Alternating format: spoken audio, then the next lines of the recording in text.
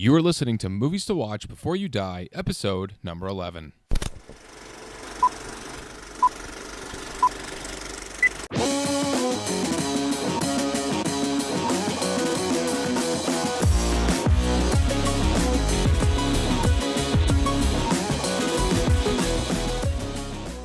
Hello, everybody, and welcome to Movies to Watch Before You Die, a weekly podcast that breaks down the most important movies ever made that will change the way you think, change the way you feel, and hopefully change the way you live your life.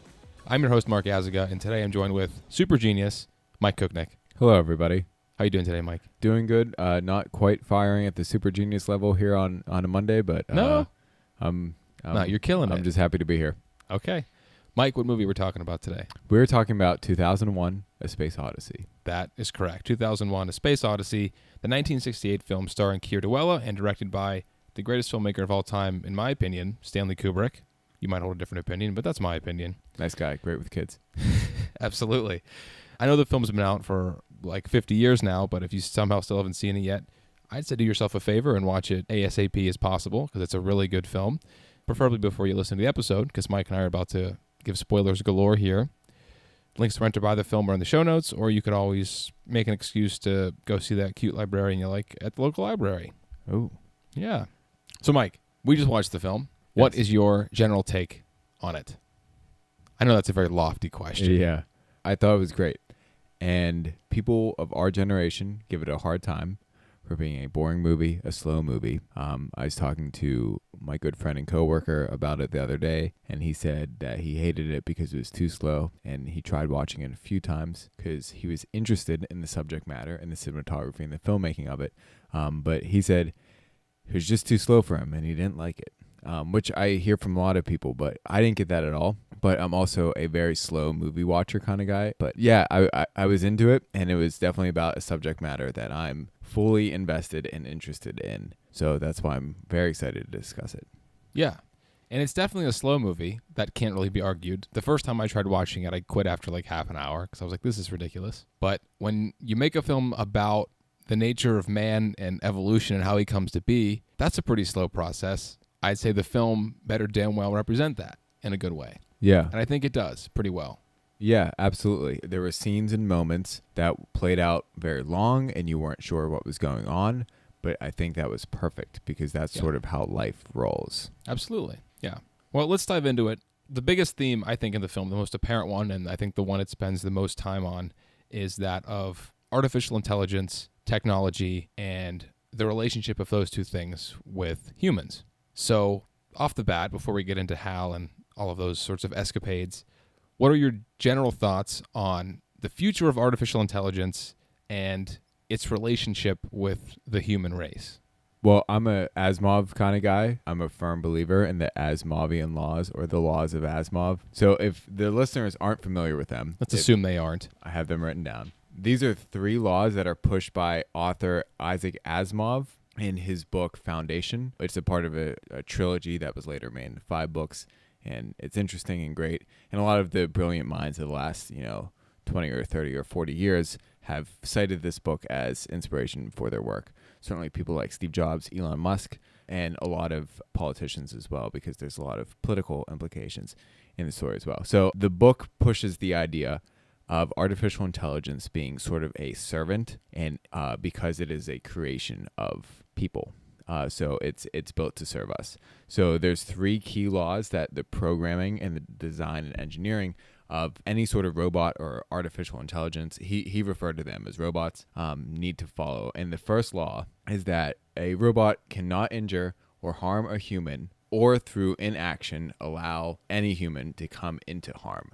So it just can't hurt anyone and it can't sit idly by while somebody is being hurt. The second law is that robots must obey all orders unless those orders conflict law number 1. So if I tell a robot to go and kill Mark, the robot will not. It cannot. Because how, of course, machines are programmed is it won't really make the decision to do that. It just cannot do it. It cannot comprehend. It just isn't happening. And then the third law is the robot must protect itself and its existence by any means necessary unless those means conflict with law number 1 or law number 2. So if I tell my robot to kill itself, it will. If I tell my robot to go to war, it will not. And I think that's the crucial point of artificial intelligence, and sort of that's a crucial philosophical understanding and a conflict that people have, because we're seeing the development of military style robots and things that can make sort of deadly decisions, and that would be in conflict with the Asimovs laws. And I'm a firm believer in those laws being law. Right. Yeah, I mean, that makes sense. I would agree that those are three things that at least, all future robots should at least be able to attend to and live by and abide by. I think a point of contention arises in the fact that artificial intelligence possesses the ability to far surpass us in intellect and comprehension of virtually everything and every capacity of the way we think. AI has the potential to one-up us in every regard. And so the laws are almost a short leash that only seem to help us in the short term, because once the singularity essentially occurs, the laws have to be viewed as moot in some point, because AI cannot have surpassed us if they are still hindered by the fact that we created them. Yeah, I could see that. Is there any sort of idea regarding what happens once that occurs? I'm sure that there is. I'm sure that there are plenty of ideas. Yeah. But just like singularity, I have not thought that far. I think a lot of us also haven't, because it's so near, but it's also so far at the same time. We still have a lot of ways to go. Yeah, and I think this is an argument we're going to make a few times throughout this broadcast, but it's so far away and so incomprehensible that to speculate what it would be like is just unfair. It is. But for now, I think that those laws will hold up, and I wouldn't be surprised if they would hold up beyond the singularity to some extent, as certainly something that's amended or some sort of foundation.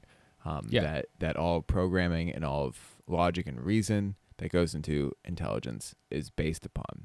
But initially, the biggest error with those laws is all it takes is someone to just program something that doesn't obey those laws. Right. Which is just as easy to do as it would be to program something that does. And that something that programs another thing could very well be a machine programming another machine to disobey the laws, or find a loophole in the law where, well, this doesn't necessarily follow the law, but doesn't necessarily break the law. And by the time it's done doing its thing, no one will be around to tell it different. Right.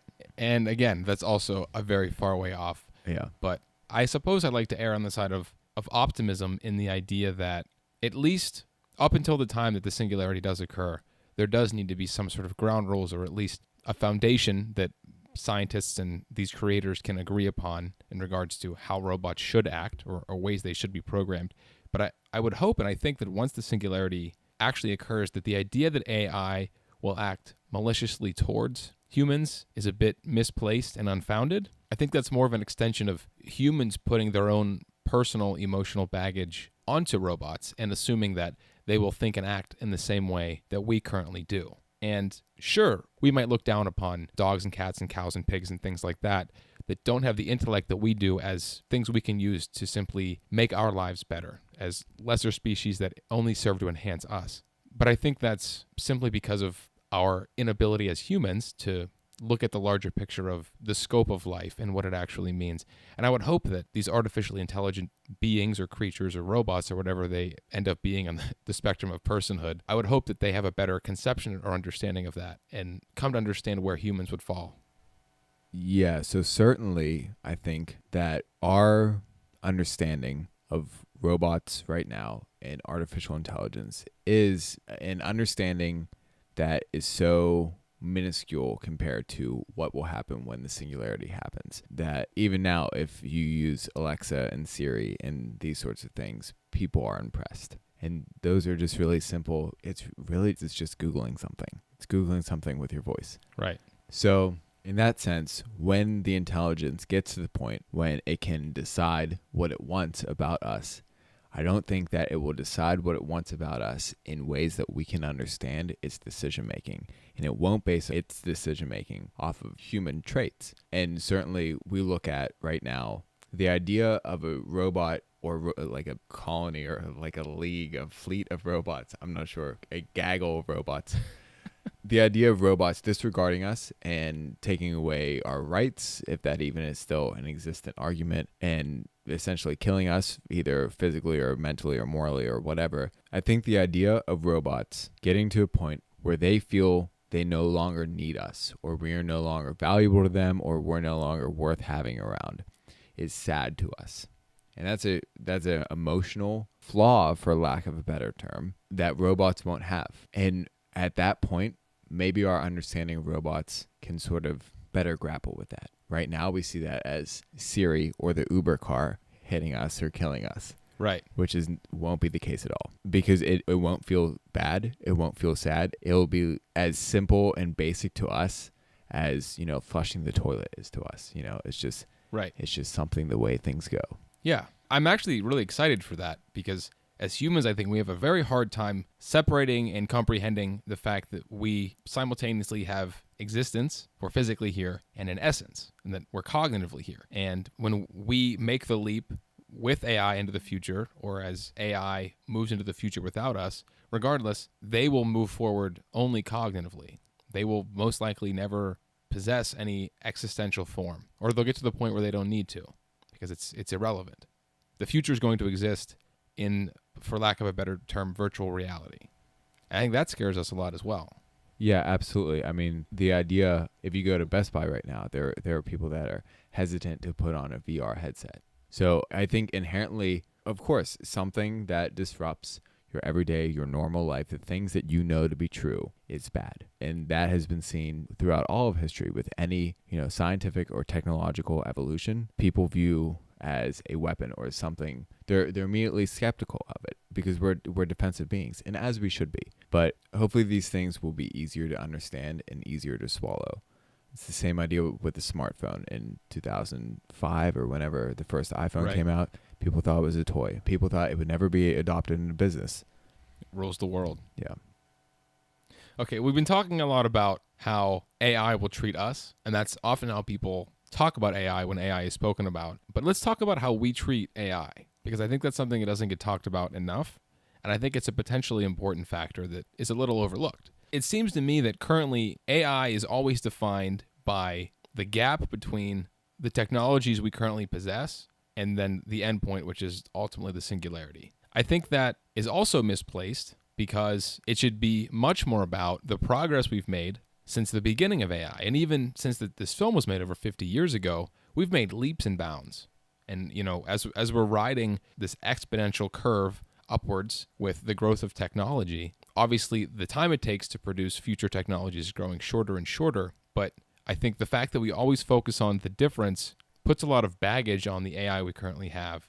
And you and I talked about this while we were watching the film, just about how we treat Siri and Alexa like these dumb broads that don't know what they're doing. But in the film, whenever Frank is playing chess with Hal, and Hal points out how he's beaten him, Frank very stoically, admits defeat. And that's the end of it. And that's a very interesting dichotomy, I think.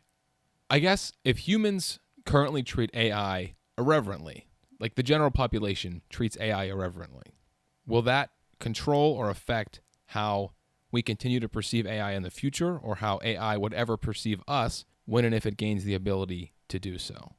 Is it an ongoing relationship? Yes and no. I think that we will continue to look down upon AI as long as we exist. I agree, and it's for all the reasons I think we just talked about Right. with the last topic. And I think that AI will not look down on us. I would like to think that it won't look down on us ever. Even if we're still around well beyond the singularity and well into its Isaac Asimov shit, where we're like on other planets and the final battle of the world and universe, I'd like to think that it would continue to respect us as as our founders and controllers and that sort of thing. They'll at least put us in like a nice high rise where the orderlies don't beat us. Yes. Yes. But I don't know. I guess, there obviously is no answer I'm looking for, as with most of the questions here. I think it's more about analyzing the ways we act, the ways we think, and looking at how that will affect ways we act and think in the future, and especially on the potential repercussions it could have with our future relationship with AI. Because I know I throw some shade at Siri. Absolutely. I give it to her long enough, she's throwing it back at me. Yeah.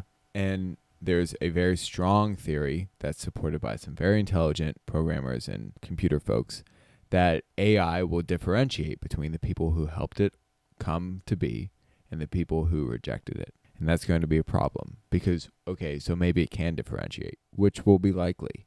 What will it do with that information and why? Why would it care to have that information? It ultimately shouldn't, because again, Right. I think that's again a representation of the sort of banal human aspect of AI, which will eventually root itself out as it becomes more based upon itself than upon our human input into its creation. Yeah, I'm just concerned about a friend of mine who always cusses out Siri, and like, how will they kill him?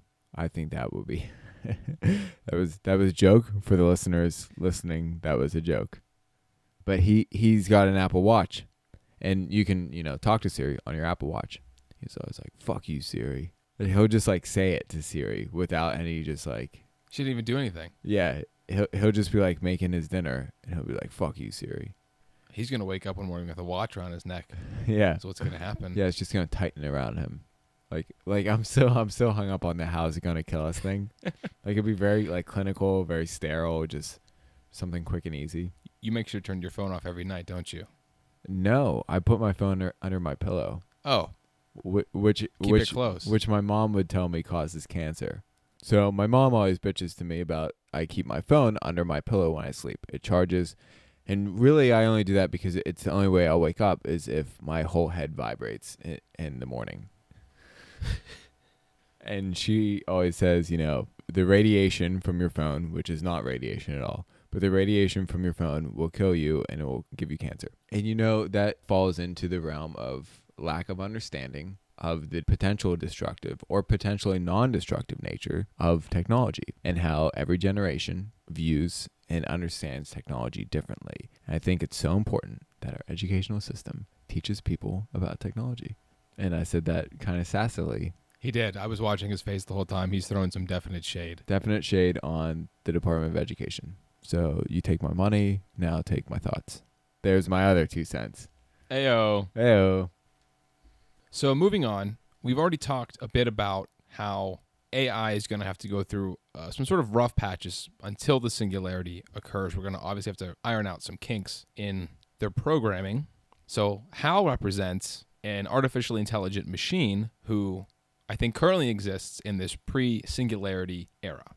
Obviously, he's much more advanced than any AI machines we currently have or have the capability to create, but I think the ultimate demise of HAL and what occurs on the ship has many profound things to say and ask about all the things we've just sort of talked about. So moving away from some of the lofty things we've discussed into some more plot-based elements, try to combine the two. What are your thoughts on what causes HAL to sort of seemingly malfunction and to eventually cause all of the crew members to be killed? I think an important thing to note here is the statement that was made in the movie was HAL doesn't make mistakes. So the crew members being killed was not a mistake. It was a logical decision. He could not carry out his task. He could not continue to keep the secret a secret without making sure that they died because they were going to figure it out. They were starting to figure it out. And for people who are listening who watched the film once and are completely confused by what we're talking about, what could you explain the secret?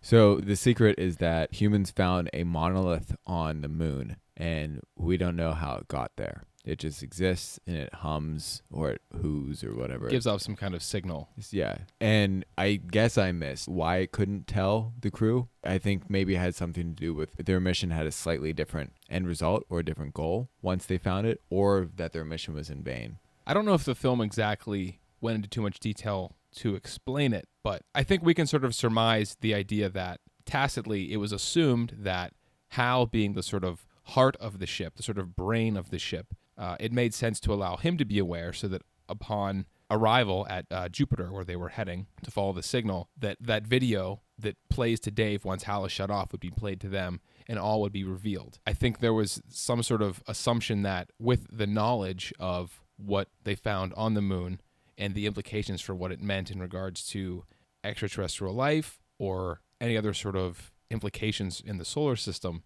that knowledge between the crew members would have compromised the mission. I think it was essentially a testament to man's inability to trust man. And I think Kubrick takes this idea to the furthest extent by allowing the information to be entrusted within a machine who we are told is infallible and cannot make a mistake. And the machine ends up getting caught up in some sort of logical loophole, which ends in the death of 4 of the 5 of the ship's crew members.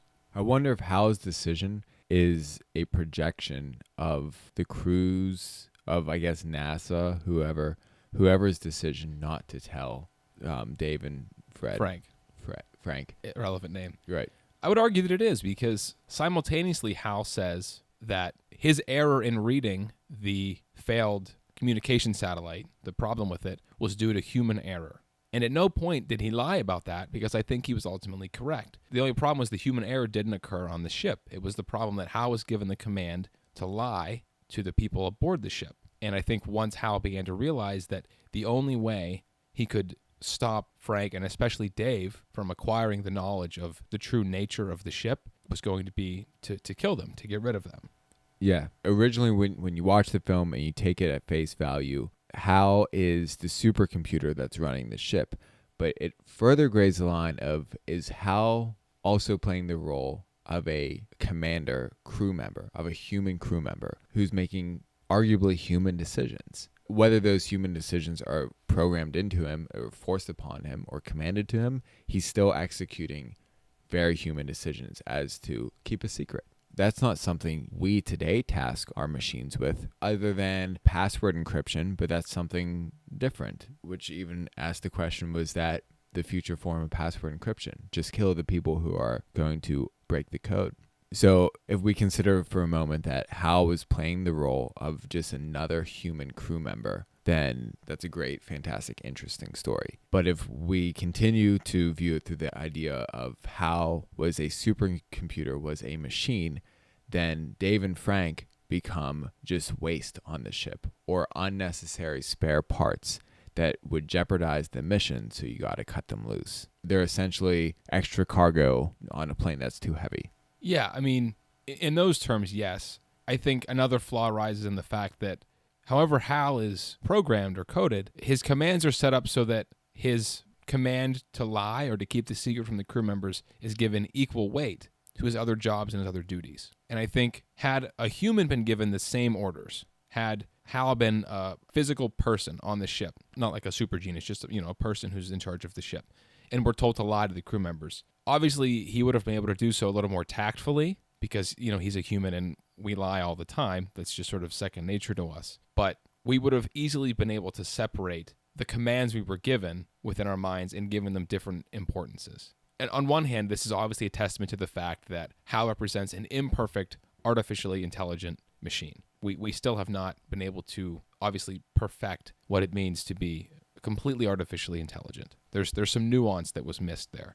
But I think ultimately, like looking at the entire scope of Hal's inclusion in the film, I think it's ultimately an argument against the mechanization of man. And I think the ultimate demise of Hal would suggest that man and machine are not meant to become intertwined to continue the path of evolution. Yeah, I like that approach, that human commands, something that seems so simple to a human, keep a secret. If you tell a person, that would be easy. All right, got it. Right. But to a machine, that's such a human command that becomes confusing, for lack of a better term. But I also want to challenge the idea that Hal can just neutralize all of his tasks. If Hal was given an original directive to keep Dave and Frank safe, which I'm sure that he was given some form of that, and now he was given the job of keeping a secret, at what point does the keeping the secret task trump the keeping them safe task? Or do we just assume that he was never given the task of keeping them safe? Was it baseline assumed? Or was it just, we don't need to assume it, we don't need to say it, they are there to man the ship, just like Hal is there to man the navigation and the computing? Right. Being someone who codes websites and is aware of the different logical models you have to create, the specificity required to get a computer to do anything, I would hope that the creators of a machine such as Hal would understand these basic logical foundations. And so nothing should be assumed. Everything has to stem from something. So if Kubrick is using Hal as a model in the film to posit that we've reached the limits of reason, that Hal represents the pinnacle of what we can do with logic, I'll accept that as an interesting idea. and we've already talked about the moral implications of AI, but ultimately I think it falls back on what we discussed just a little bit ago, is the fallibility of man. It's that we have the ability to logic and reason, but we don't think logically or rationally. It's not necessarily second nature to us. In the film, it was something we acquired. It was bestowed upon us. What existed before was our more banal ancestral instincts, our sort of emotions. And I think that's the brain that drives us most of the time and causes most of our decisions to be made. And so whenever Hal says that the malfunction was caused by human error, if you trace the line back far enough, he's essentially correct. In that you could look at the fact that man created Hal, and in that was his first mistake, or his greatest mistake. Not to say that anything that happened couldn't have been prevented, or things couldn't have happened differently. I think it's mostly just a testament to the possibilities. Yes. And I think there's something to be said there about the break between Hal being a tool for the people on Earth and the people in command, Star Command, and Hal being able to think of himself, because really the film is very much a movie about evolution of tools and how we use tools for the greater good. And the tribe of apes, even though they had to kill some people, that tribe of apes, as the movie suggests, becomes humans.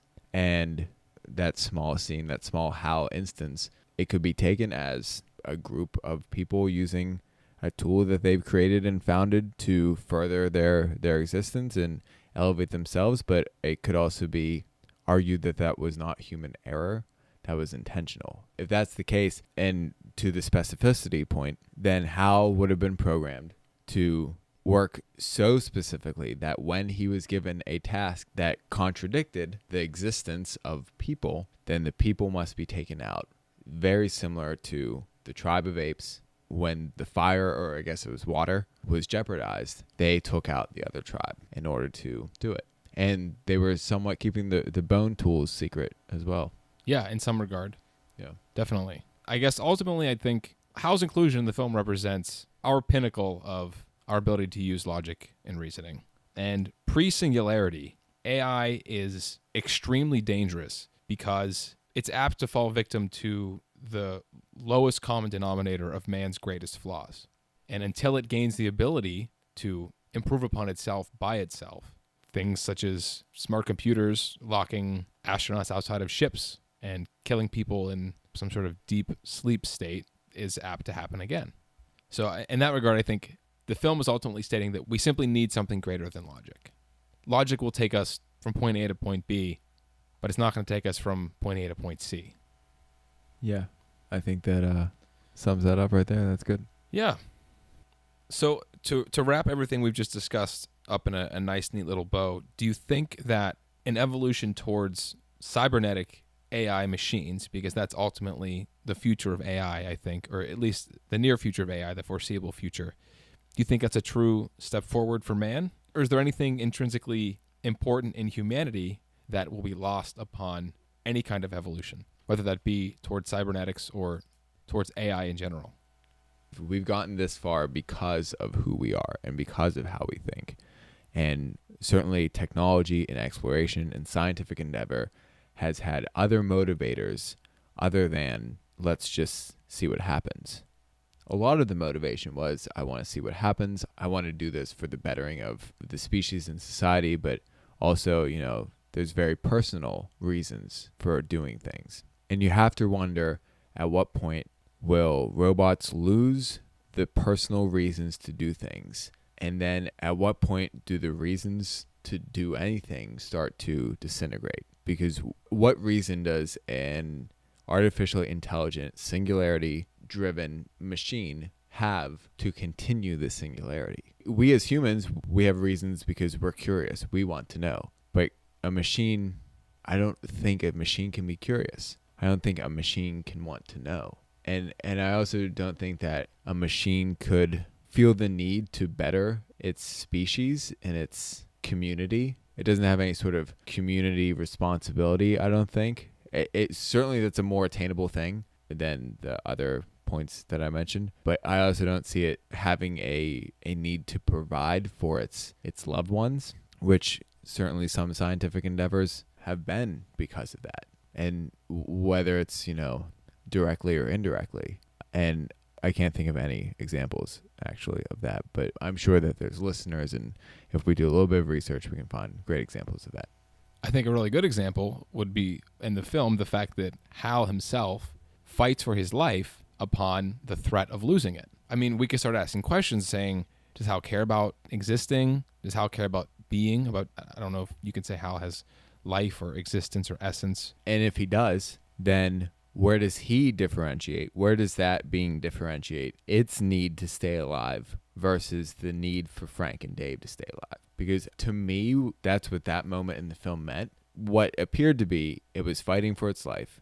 How could that machine fight for its life when it so quickly disregarded the lives of humans? And in that case, then does it have some sort of responsibility of carrying on and promoting its species? Does it have some sort of community awareness or awareness of its future impact? Can it imply itself further in saying, oh, if I'm dead, I can't achieve these things. If I'm dead, I will never know, and we will never know. And that's something, that drives humans every day. That's a very human thing. It's a very conscious thing. If Hal does have those feelings, why are those feelings, if it can think logically, why are those feelings a greater weight than the feelings of Dave and Frank, who, ironically enough, didn't really have feelings in the movie as characters? Yeah. I mean, it's interesting that the most human character in the film is Hal, and he is a robot. He is not real. And we have Frank and Dave who are very serious and stoic, and there's definitely an irony there. But I think, in regards to what you just spoke about, I think curiosity manifests itself differently across the universe. I think if we look at it as an abstract concept, not wanting knowledge, but simply accumulation, making something greater than it was. You could look at chemistry or biology or physics, even the concept of gravity, in the fact that you have, from the beginning of time, the universe was particles spread out across a certain amount of space, and over the past 13 billion years, enough of them have accumulated to form planets and stars and asteroids and all these different things. And while the universe is still expanding, things are still growing, things are still accumulating. And I think curiosity exists as both a physical and metaphysical ideal at the same time in regards to the fact that things have a tendency to want to grow and or accumulate. And I think that indescribable force is what will simultaneously drive AI to want to continue to create and to carry on. And I think it manifests in us as curiosity. It manifests in physics as gravity, whatever you want to call this sort of force almost. I think that's the sort of underlying drive behind what will continue to push the future of AI once the singularity occurs. I think that's a fantastic point. That's a really great point. But I can't help but think that there's a large difference between an intelligent being, whether it be artificial or biological, and, just cells splitting apart just because they do what they do, and apes reproducing just because sex feels good. Artificial intelligent being suggests inherently that it is smarter than us. And therefore, if it's smarter than us, I feel like it would be smart enough, even in the sense of Hal versus Dave and Frank. What if the best solution for it not to tell anyone was just to end itself? Why didn't it just stop its own process? It could have. It could have. We could come back to the sort of conflicting commands. Maybe it had its own set of Asimovs laws applied to it that we'll never know. Yeah. So through that lens, I think the connection between, cells splitting apart and gravity wanting to further amass itself is applicable for sure, but I'm not sure in what sense, because certainly a machine is smarter than cells and gravity. It is, and this is merely an assumption I'm making. Oh, yeah, absolutely. Based on how the universe has worked up until now. Yeah.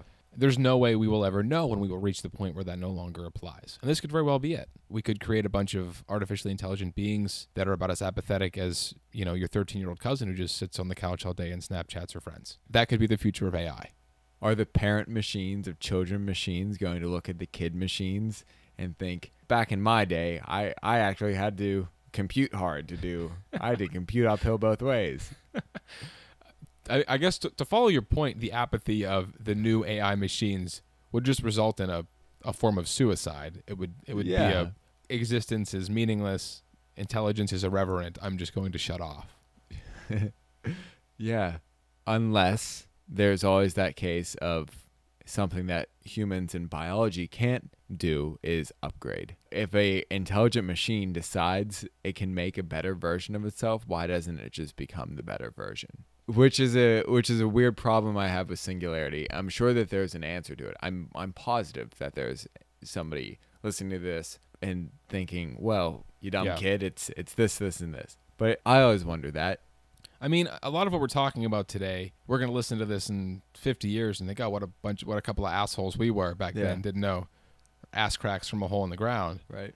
But you look back at like Newton now or Galileo or any of them, and you give them some obvious scientific thing that we understand now as just common knowledge, and we treat them like a couple of dumb idiots because they don't understand it. But that's the scientific process. Yeah. So looking at the death of Hal, the ultimate demise of Hal, as some sort of larger allegory or metaphor for any sort of application to real life, I sort of question, is it man's duty to destroy AI if AI does not act in man's best interests? Or alternatively, is it our duty to allow AI to continue working, to continue making progress, assuming they don't get all apathetic and kill themselves, like we just discussed, and allow them to continue to work on creating new evolutionary forms? We'd pass the evolutionary torch, so to speak. My initial reaction is to say we have every right and responsibility, and we will and we should, to end AI before it ends us. But that's a human thing of me. Because I definitely want to exist, but I definitely don't want to hinder the future of evolution. I don't want to be a chapter in some galactic history book and say, oh, the humans, they're the ones that completely fucked up their evolutionary progress by eliminating any chances they had of becoming cybernetic beings, and any other implications of that we don't even understand yet because we can't see into the future. The only example I can think of this, or somewhat relevant content, so the political problem with global warming. Obviously, the Earth is warming, and it's our fault.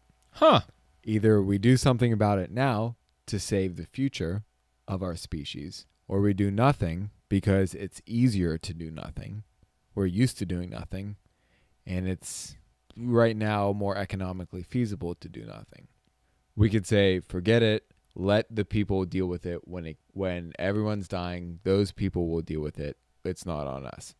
That same philosophy was pitched by Gary Johnson when he talked about his approach of global warming, when he said, the sun is getting bigger anyways, we'll deal with it when it gets there.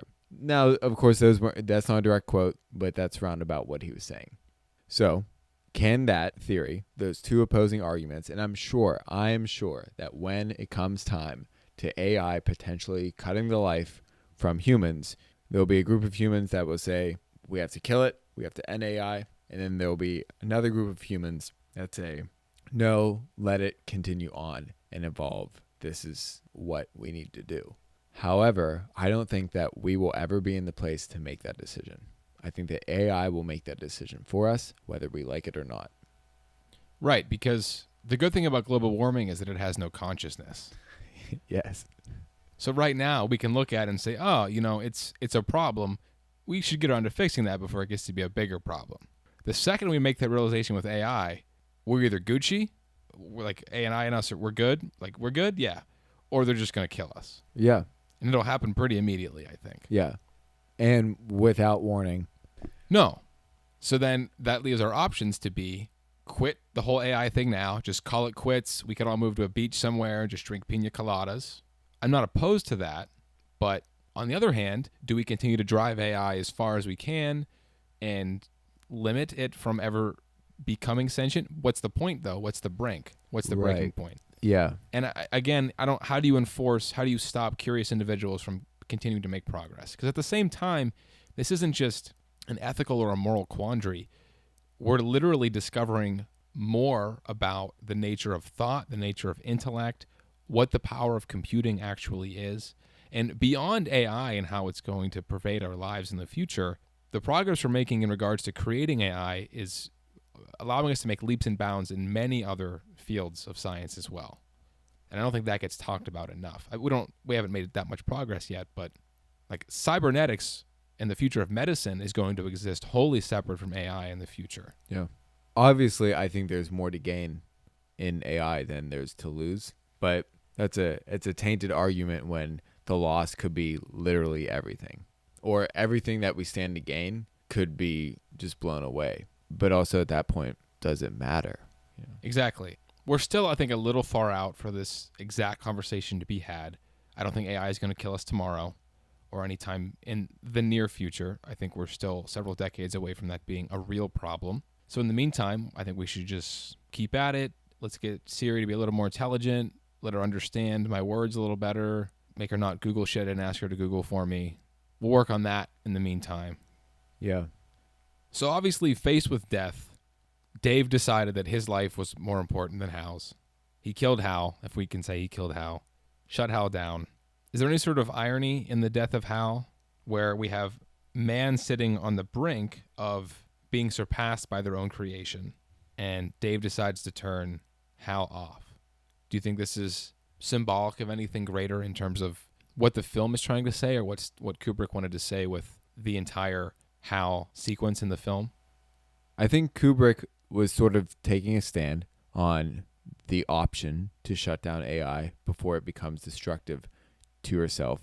But I think he further explained that that's just a drop in the ocean. When Dave transcended through the Stargate and went into the palace, I think that is saying too late. And on a technological commentary level, I think we will never know when it's too late. And if we ever do decide to pull the plug, it will be too late. Kind of like global warming. Bringing it all back. Bringing it all back. I'm a little less pessimistic about it.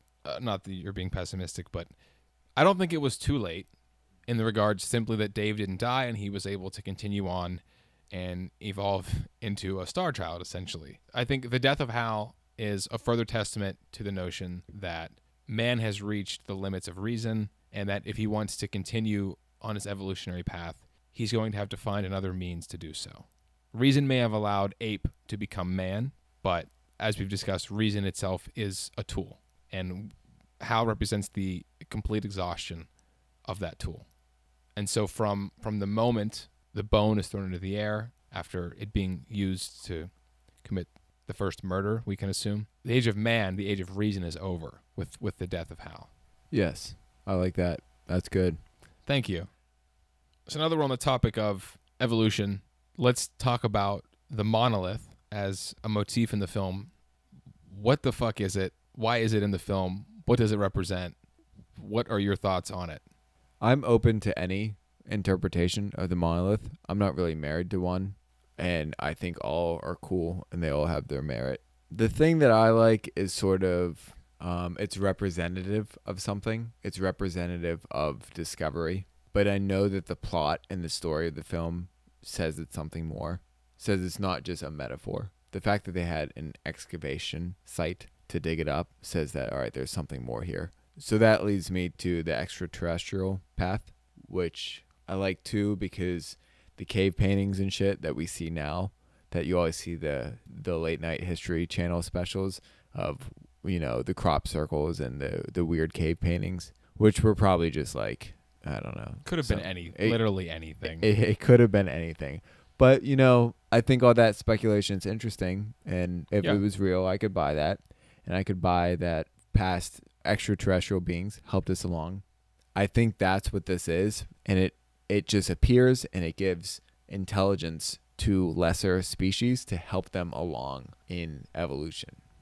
Yeah, that's also the theory I think I most readily subscribe to. It's also the theory put forth by Arthur C. Clarke in his book 2001, and he began the writing process of the film with Stanley Kubrick, and the film's based on his story, The Sentinel, so I would assume he's probably one of the best authorities on the plot of the film and what sense we can make of it. So yeah, the idea that extraterrestrial life aided human evolution by way of these monoliths that somehow bestow upon us intelligence or increased conception or perception or some type of perception, whatever they give us that allows us to understand the world in such a way that we can continue ourselves as a species, I think there's a lot to be said for that. obviously the first encounter with the monolith prompts the use of the bone as a tool, and that begins man's age of reason, which we've begun to talk about. And the second monolith doesn't necessarily prompt anything, but I think, and they said it was buried on the moon. I think one could almost argue that all the monoliths were placed at one time, and perhaps the first monolith was placed on Earth at that time, 4 million years in the past from when most of the film takes place. And the other monolith was actually buried on the moon, or it was placed on the moon, and 4 million years of erosion and movement buried it or whatever. But it was placed on the moon to represent a time in which humans possessed the ability to travel to the moon and possessed interplanetary travel to the point where they would be able to utilize the signal that this monolith on the moon was giving off to follow it to Jupiter to continue on their evolutionary path. So they're really just like mile marker signs as we're riding down the highway of evolution. And once we got to Jupiter, the monolith there would send us on some crazy acid trip Stargate sequence to some weird neoclassical room where we watch ourselves die and be reborn as a new species. I like that. I like it a lot too. It's really, I mean, it's confusing. It's really profound, but there's something simple in it, and this idea of an overarching watcher, of not being alone in the universe, and the fact that evolution is in itself almost a tool, I think is really interesting. Yeah, I like that. And that goes well. And if I can sort of twist that into another theory that has some similarities. I think that this theory has a name, but I've always heard described as Columbus and the anthill, where when Columbus discovered the new world, did he pay any attention to an anthill? No. So aliens, extraterrestrials, who are going about their day in their world, conquering the universe, don't pay attention to us because we're the anthill. But the monolith being mile markers placed by an extraterrestrial being, those could be mile markers for that being, or they could be set up for us or for anyone, really. Just sort of maybe, I don't know, this is getting crazy, but a universal code of the universe. And so in that sense, we would be somewhere not as small or infant as the anthill, but closer to achieving the Columbus status. And I think that's really interesting. The greatest thing I like about this theory is that it puts forth the idea that extraterrestrial life possesses a benevolence towards lesser evolved species, or less intelligent species. Yeah. Because, I mean, evolution's been occurring for the same amount of time for all life in the universe. So I don't really like to use the word lesser evolved, but you understand my point, I hope. Absolutely. Because anytime, again, with AI, when we talk about aliens and extraterrestrial life, it's always in the thought of, oh, well, if they're more intelligent than us, then they'll want to dominate us and take our resources. And again, I think that's us placing our own human problems, our own baggage, and putting them on other species, other potential creatures. Yeah, and I totally agree with that. I think that a more intelligent species would want to help us. And I think that has a lot to say with our current clash, or our potential future clash, with artificial intelligence. If extraterrestrial beings, if higher intelligence beings would want to help us, as we've established here, shouldn't our higher intelligence inventions also want to help us? Or are they fatally flawed because we are right now flawed? Tough questions. Tough question, doesn't need to be answered here in this podcast. I mean, to sum it up, to at least give you an answer, I err on the side of the fact that while we are still flawed, you could argue that species that are less intelligent than we are possess the same flaws in the fact that they're ignorant of them. The fact that, I value a pig's life for no other reason than it exists should be enough to at least assume that benevolence would continue forth in the future of evolution.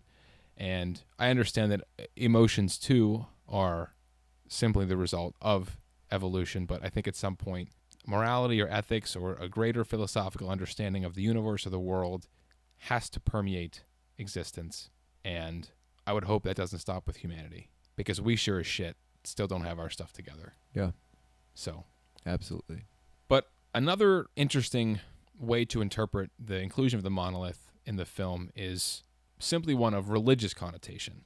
So you essentially just remove the extraterrestrial life from what we've just described, and you replace it with the conception of God or a God or some sort of greater divinity.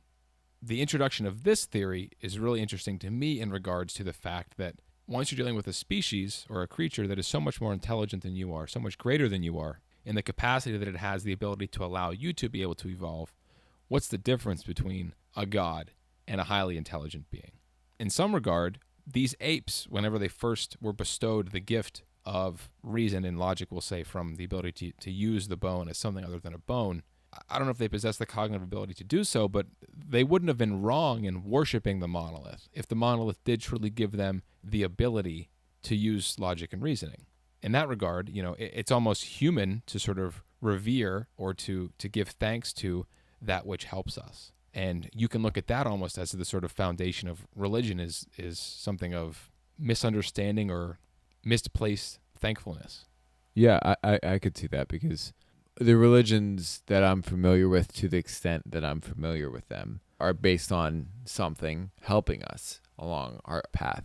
And I like to think that there are more intelligent beings out there than we are, species, creatures, whatever, artificially or biologically. I would be foolish not to think that is the case. But I also believe that the existence of a god is not calculable or measurable. Like, you can't count the gods. You can't say, like, here's a group of 100 gods. And I think that even our word of God has been so much baggage. Right, as to say something that is greater than us and smarter than us and provides life and resources that we couldn't attain on our own is then elevated to a god status. But I think personally that there is a separation between different species that we can calculate that have they themselves evolved, and the existence of a continuous through line of all of those things, whether those things being aware or unaware of a through line, and that through line is God. And I think that most religions subscribe to that idea. Yeah, I mean, obviously, religion in and of itself and the definition of the word God brings with it so much baggage and automatic assumptions people place on people who hold any sorts of beliefs in those regards. But I think it has to be at least understood or agreed upon by people that God as a concept, because I think it would have to be a concept. We can't ascribe this sort of anthropomorphized version of God to a God. God would exist as a metaphysical entity outside of our dimension, outside of our conception of space and time, and any other way we try to humanize him is really just a glorification of our own existence. And I don't want to get too deep into religion with this, as I'm sure you don't either, but I myself am an atheist, and you approach a very interesting line when you question the ultimate spiritual difference in the divinity between a highly intelligent, highly evolved extraterrestrial life form and the concept of God. And if you didn't feel small enough in regards to your size and the scale of the universe, that should knock you down, I think, at least a couple more pegs, which is healthy every now and again. Absolutely. I think that we as a species don't live in a vacuum from the other species. And I like to think that the other species, for them, it's just as great to them. Even though they may understand the lesser species or have full comprehension of folks like us, their gray line for a god is a much higher bar. The gray line for us between them and a god is massive. But for them, there's another rung. And for whatever the limit is of species intelligence, I like to think that there's even that much more of a rung between. And even if we are the most intelligent species, there's a huge distance, a huge gap, because the very nature of God is something that you can't understand, and you can't comprehend, and you won't ever. So I wouldn't say it's not worth trying, but it's not worth beating yourself up over.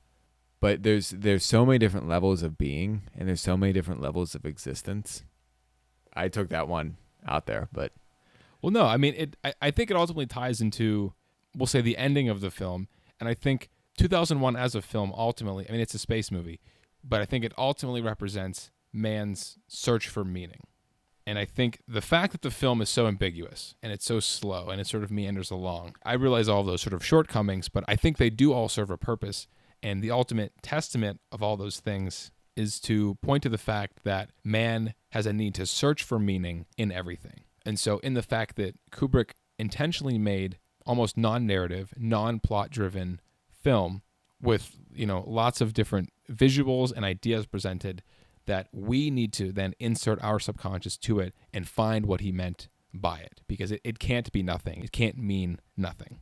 As people, I think we like to believe that nothing is wholly uncaused. Everything exists for a reason. There's always some sort of greater framework of understanding behind things, whether it's, the purpose of life or the creation of a 1960s space movie. There is no limit.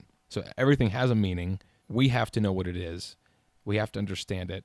And I think the ambiguousness of the end of the film, especially, because once we enter the Stargate sequence, we have left normal storytelling territory and we enter into a heap of metaphors that we don't understand. And one popular way, because I think there's several different ways to analyze the end of the film. We could do a whole separate podcast on what the end of this film means. But one of them obviously is religion. And the end of the film could represent man's ultimate search for God, or the idea that God could simply be a state of evolution. If we put ourselves on the ladder again, God represents the top of the ladder or the ladder itself, or some amalgamation of those sorts of things. Or perhaps our own conception of the possibilities of the universe, within the universe, what can exist.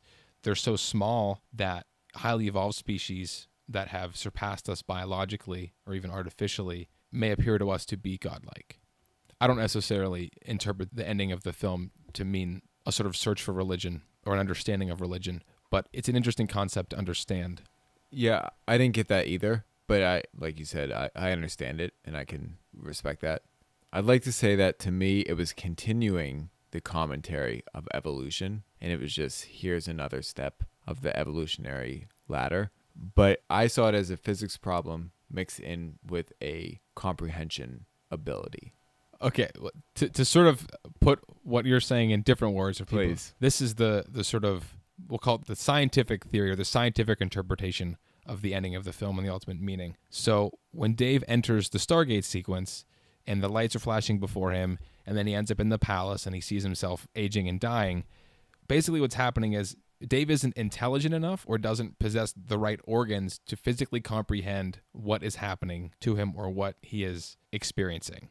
As he goes through the Stargate sequence, he's being transported to another dimension, or he's being transported through time or through space or some other aspect of our existence that we aren't even aware of. And the whole point of the lights flashing and Dave being stretched and everything is ultimately alluding to the fact that there are aspects of our universe that we can't comprehend, and Dave became privy to those as this event happened to him. Words don't necessarily exist to definitively explain this theory. And then further off of that, people purport that the room he ends up in is some sort of projection built by his mind or built by this extraterrestrial life form that is helping Dave to evolve to accommodate his senses. Obviously, the pace of the film slows down and we enter, quote unquote, more familiar territory. And the sort of neoclassical room is a representation of the physical structure of the world as Dave knows it back from Earth, as he is made or evolved into a star child. And the fact that he sees himself aging and eventually dying is representation to some sort of time dilation that's happening where he's in a black hole or somewhere in space that we don't know. I like that. I know I've been saying that a lot in this podcast because I haven't really dove into the meat of this movie at all. And I'm liking where some of these theories are going. Yeah. And I think that was the one I liked the most. And which, as we discussed, is clear-cut, the science explanation, which I'll check that one off as I'm a science explanation guy. I almost am. I don't know. In terms of explaining the plot of the film and what happens, I think I subscribe to that theory. Another interesting theory is tied more to the themes of the film, and that is the sort of conception theory, in that the entire metaphor of the film, if you view it wholly, not just with the end sequence, it's a metaphor for conception. So we see the Star Child as the sort of final product, is this floating baby in space, this floating embryo, or whatever exactly it is. Their ship in the film represents this sort of phallic structure moving through space towards Jupiter, which is representative of some type of egg. And upon this phallic structure reaching this egg, that's where the film metaphors itself into some type of visual orgasm where Dave goes through this crazy, awesome light sequence that lasts a very long time. Very long. And that ultimately represents conception, that is the beginning of the process, and the end result after Dave ages and dies in this room. The end result is a baby. It is new life. It is the continuation of the human form. And there's many more nuances to this theory that stretch throughout the rest of the film.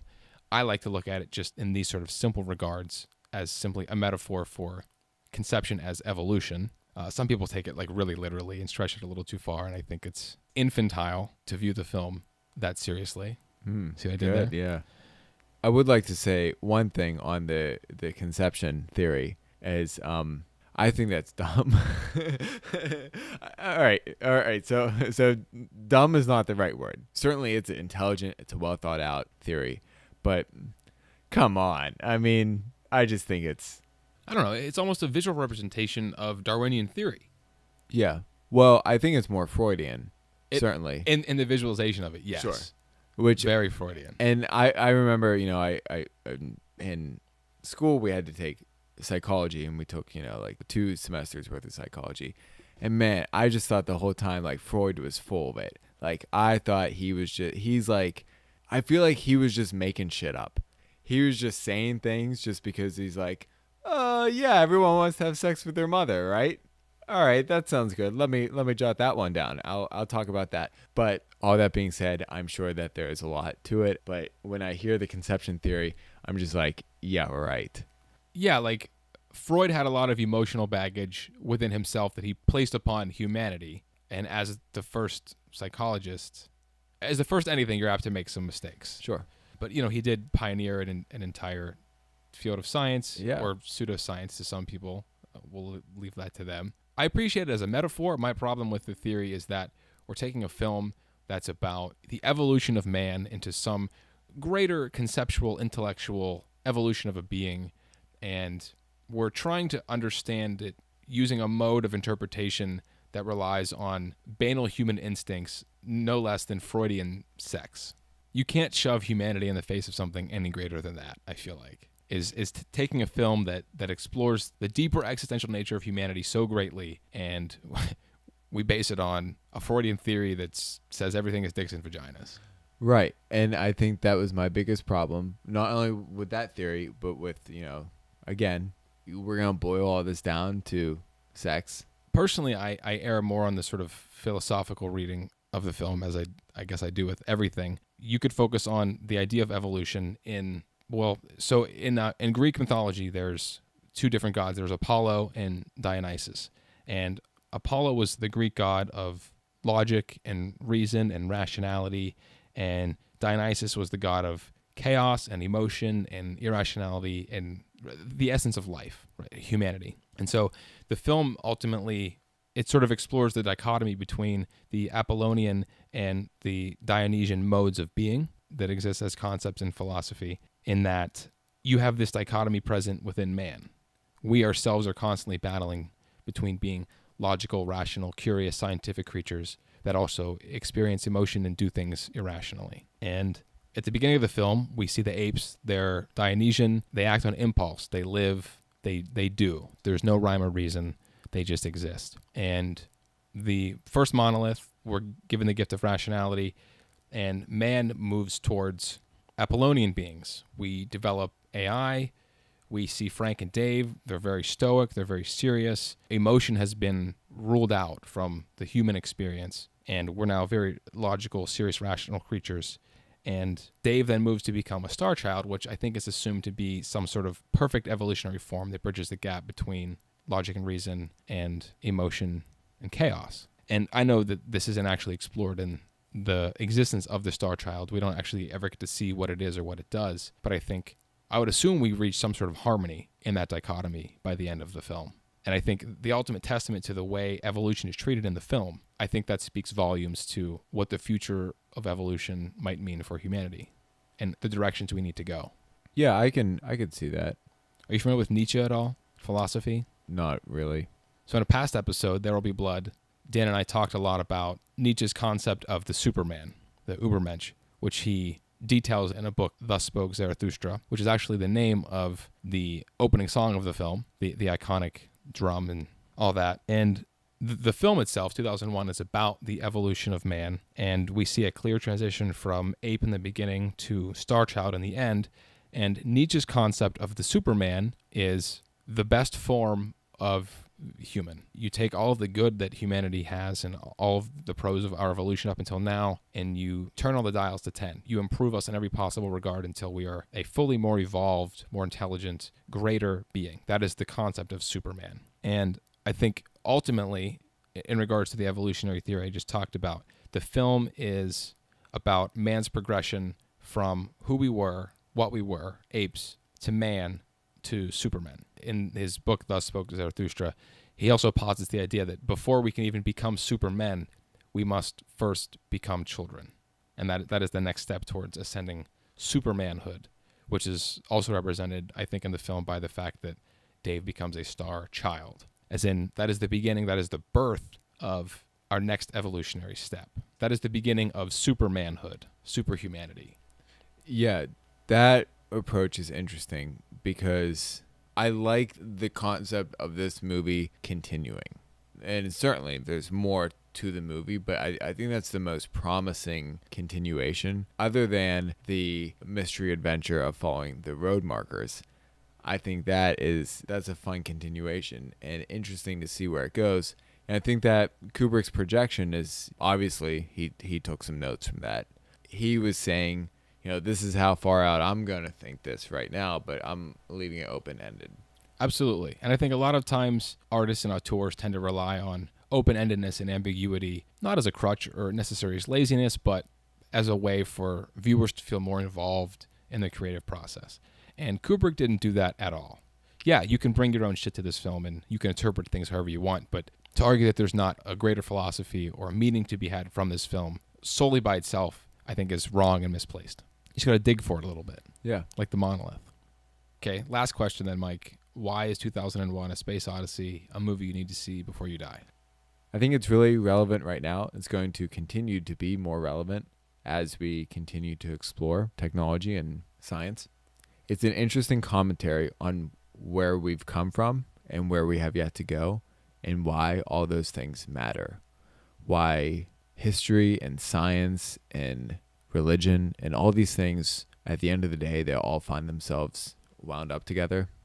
This film takes a lot of broad concepts and kind of boils them down into somewhat understandable doses, or in doses that you can take with them whatever understanding you want. And that's why I think it's important for everyone to see, because you can watch this movie and think it was a cool science movie, or you can watch this movie and think there was something more there. I didn't really get it, but there were some cool parts. At very least, that's what you can think. And if that's what you get, that's good. But I don't think anyone's going to walk away from this movie and think there wasn't something more there to the movie. I think even Kubrick could probably say that. And anything that makes you think that, anything that you can walk away from thinking about what it all means, that's a good thing. And that's going to add some definition and some depth and some value to your life moving forward, because it's gonna present some new concepts to you. Certainly never look at a monkey the same way again. No, definitely not. I agree with everything you've said, and I would try to add on to it, but I think you've covered everything I wanted to say. And I think the film is ultimately a great testament to Kubrick himself as an auteur, as a great filmmaker. And I think it's most apparent in the fact that upon being asked numerous times throughout the rest of his career what the point of the film was and what it ultimately meant and what actually happened, he refused to give any information, not on the grounds that he didn't want to ruin it for people or that he wanted them to find their own meanings, but for the fact that he didn't have the answers and that there ultimately were no answers, and that it was more about the questions the film asked and not about the definitive answers one could find from them, if there were any to be found. And so for me, for someone who gets by on a day-to-day basis by asking question after question after question and not coming up with answers, 2001 represents a profound benchmark in cinema for the ability of mass audiences to be shown something of that caliber with such little substance but such great effects, and for it to have such a positive effect on people. I think that's really great. Yeah, absolutely. It's well deserved its place in the history of cinema and the history of art, and I'm sure will continue to be there. Absolutely. Okay, let's wrap up this long-ass episode Yeah. of movies to watch before you die. It was a good one. Yeah, if you're still with us, thanks for bearing through. Yeah, thanks for joining us this episode, and thanks for joining me, Mike. We had a very good, long, hearty discussion. Of course, yeah. As always, you can check out the links in the show notes to find out where you can buy this film. 2001 is definitely a film you need to see many times to fully appreciate all that it has to offer. And stay tuned for episode 12 of the podcast next Thursday, where we'll break down the 1997 film Boogie Nights and discuss a ton of themes from pornography to family to the desire to be famous. If you've not yet seen the film, make sure to watch it before next week. It was Paul Thomas Anderson's first claim to fame. It's a great film. And even if you've already seen it, make sure to watch it again and refresh your memory. Links for this film are also in the show notes. And if you would like to support Movies to Watch Before You Die, might I recommend signing up for a free trial of Amazon Prime via the affiliate link in the show notes. With Amazon Prime membership, you get unlimited free 2-day shipping, access to Kindle ebooks, and most relevant to all you film nerds out there, access to thousands of movies and TV shows on Amazon's virtual library. You get all those awesome things free for 30 days, and for every new sign up, Amazon tosses some money our way, so it's great for all parties involved. Look for the link in the show notes and get started today. And finally, if you'd like to stay up to date on all things related to Movies to Watch Before You Die, please be sure to join our mailing list via our website at markgazica.com. All right, everyone, thank you for tuning in. We'll see you next time.